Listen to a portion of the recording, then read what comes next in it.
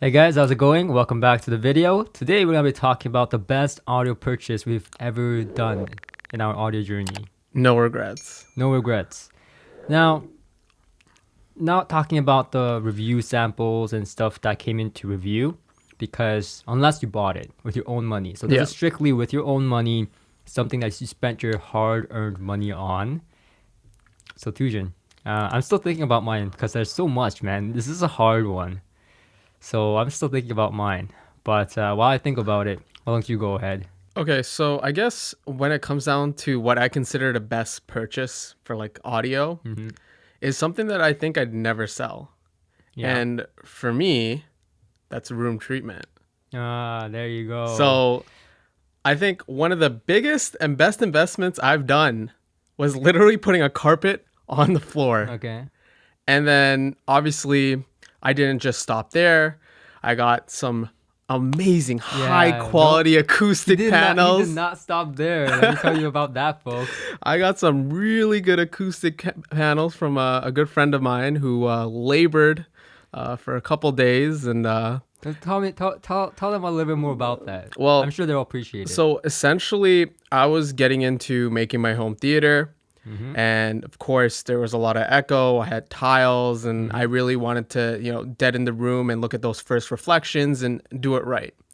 And at the time, I was dealing with Jay, and Jay was like, "Yeah, I make acoustic panels. Like, I'm really good at it." And you were talking the talk, and I was like, "Okay, I have headphones that I need to get rid of," because at that point I had a bunch of headphones. And I was like, would you take these Fostex TH600s and make me, no, TH900s actually, 900s, yeah. and make me 9 acoustic panels?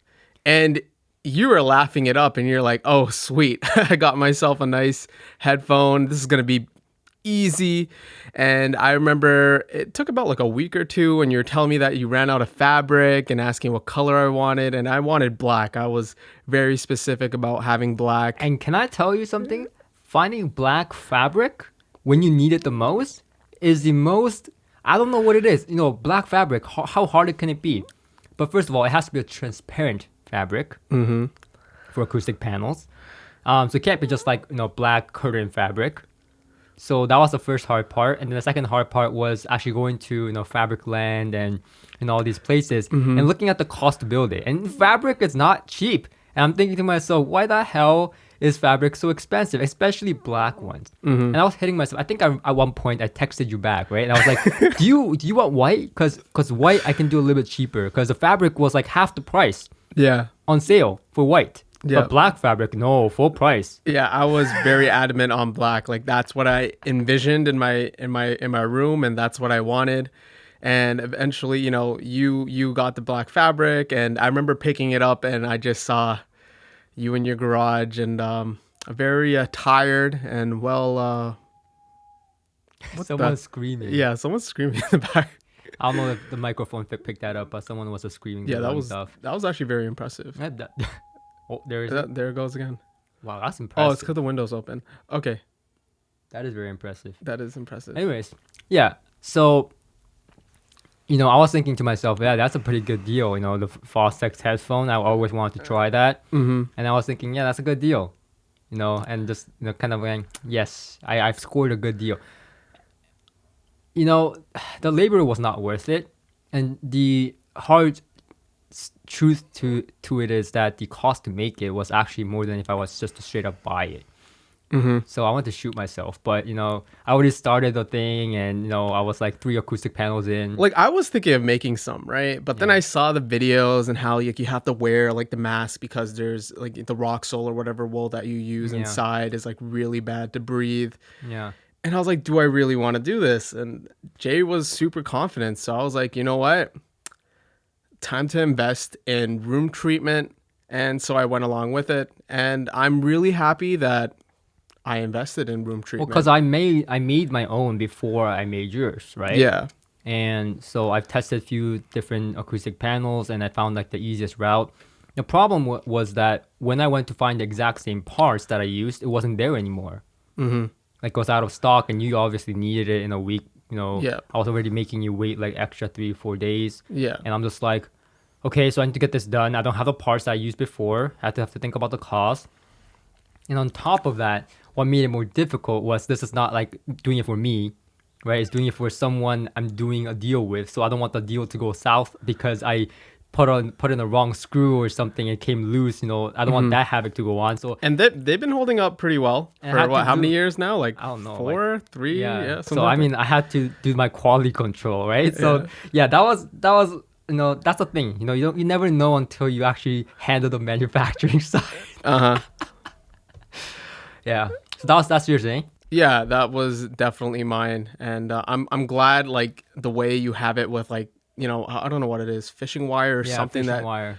that holds it on. Because I remember I got other acoustic panels where you actually have to use glue. Yeah, so like these acoustic panels, I don't know if you guys see in the back, it's all glue. But the fishing wire was actually my mother's idea.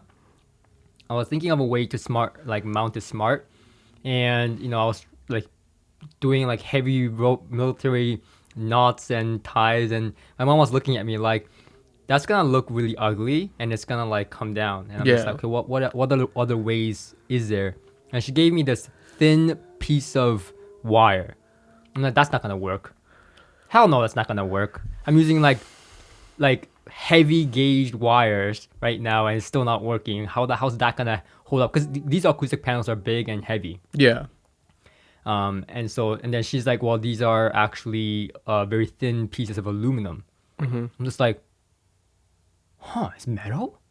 And then so I did it, and it holds up perfectly fine. So, Yeah, it was a lot easier to install than gluing acoustic panels. Because I mean, when I was Yeah. gluing those acoustic panels, you told me to use a certain type of glue, and I was like, Jay, I have glue at home, and talking about the other ones that you bought, right? yeah, and I remember gluing them, and then the next day finding them on the floor, and I'm just like, okay, time to get the right glue. Yeah. But yeah, that definitely is one of the best investments I made in audio, and I have zero regrets about. And if I were to ever do another room, that would probably be the first thing I do. Yeah. No, I mainly agree. I mean, that's one of the best things I've done to my room as well, acoustic treatment. But I think I came up with my own. But before we go further, just want to emphasize, when you put acoustic panels on the walls, make sure you use the appropriate glue. And what I mean by that is, fabric glue or foam glue, they call it. Because if you use like super glue or gorilla glue or replaces nails and all that stuff, it just won't hold up the foam because the foam itself won't It doesn't stick. build that adhesion or like the chemical Yeah, bond it doesn't. required. So make sure like these I don't know how I'm gonna take them off. These are like there like it's gonna be a heck of a job to take them off, but we'll think about that later. My I guess ultimate audio purchase that I've made was probably the Magnepan, and I think a lot of people saw that coming because the Magnepan, specifically the 1.7 speakers, not the 1.7i, not the 0.7i, not the LRS, but the 1.7i. And the reason is because that taught me so many lessons throughout my audio journey. Singly the speaker that taught me the most. And it taught me about room acoustic, it taught me about placement, it taught me about amplifier matching. I mean, if you think about it, it's crazy. A single speaker has taught me so much about everything that has to do with, making the room sound right.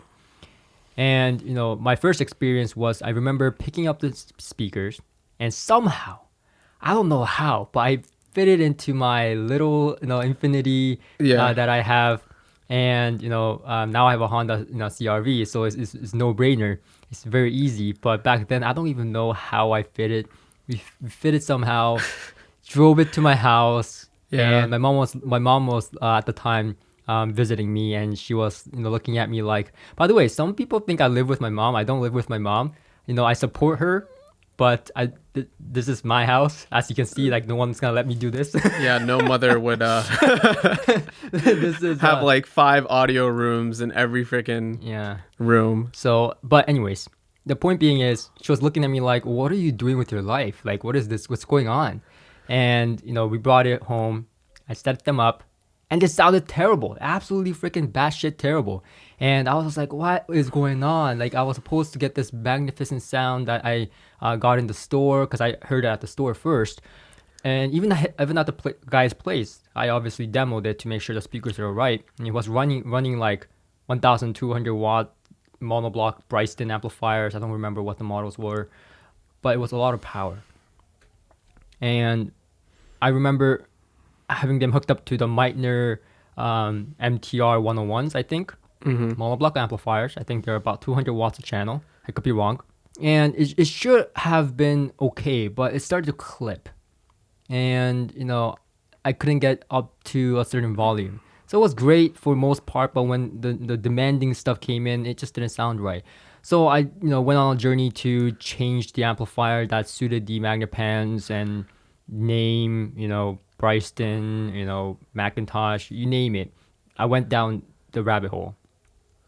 So once I got that figured out and I was enjoying myself with the variety of amplifiers I've catered towards, Magnepan sound, I began to play around with placement, heavy toe in, towards the room, changed rooms multiple times, down here, upstairs, in the bedroom, wide, narrow, you name it. I've tried everything.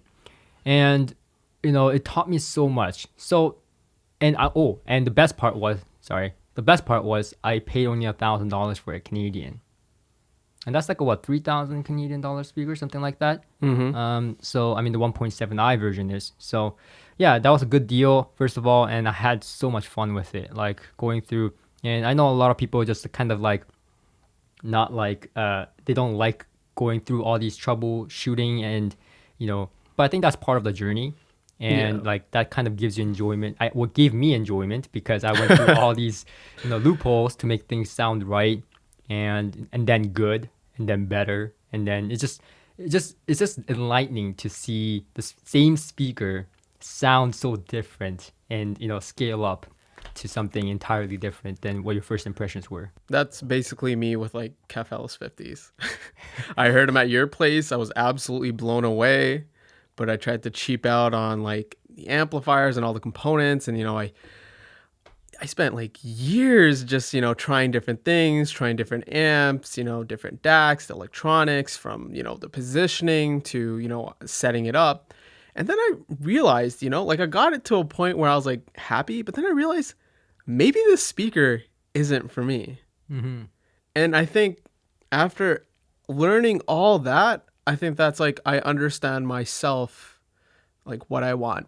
Yeah. Much better. I think that's very important. It's because like, I don't know, like normal people don't do this, but I had this thing in me where I wanted to make this right. Like I wanted to make this speaker sound right because I heard it right before. I think that's what it was. I heard it sound right before. So I was like, there has to be something going on here that's wrong, that's making these speakers sound terrible. It can't be it can't be the speakers. It has to be the electronics or the room. There has to be something going on here. I need to fix it. So basically, I problem solved. Yeah. Like Tujan's favorite word, problem solving. Or troubleshooting. But yeah, so I think that's very important. Don't give up on your speakers. The lesson from today's podcast is don't give up on your speakers just yet. I mean, it's easy to just buy new stuff and just forget about. Yeah. If it doesn't sound right, it's easy for the salesperson or whoever's selling you something or even yourself. Yeah, even yourself watching a review or something to go like, oh, I just sell it and just get this.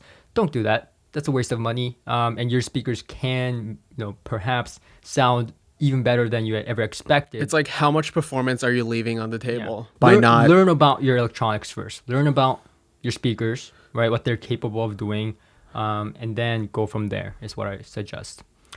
Instead of throwing all this money at hi-fi. Hey, it's very tempting. It is very tempting. I mean, like if speakers weren't working out for me, I'll go back to headphones for a bit. Yeah. Well, we're all guilty of this, but I think that is the story of the day. I think that was not too difficult than I thought it would be. Yeah, no. When I thought about it for a little bit, I knew what I wanted to say. Room acoustics. Yeah. No, that's up there with me as well. But yeah, I think the other thing is, room acoustics for me is relative. it's not an absolute, and everyone's like going, "Oh my God, did he say that?" No, but I mean, I've been in like rooms where there's absolute no treatment, Yeah.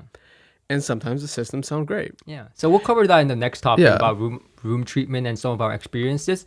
But at least for me, room treatment is not absolute. And it's ironic because I have room acoustic treatment like in every room now, most rooms actually, but it is not absolute. And we'll talk about more of that in the next podcast. So we'll leave a little teaser there and we're signing out. Thank you for watching and until next time.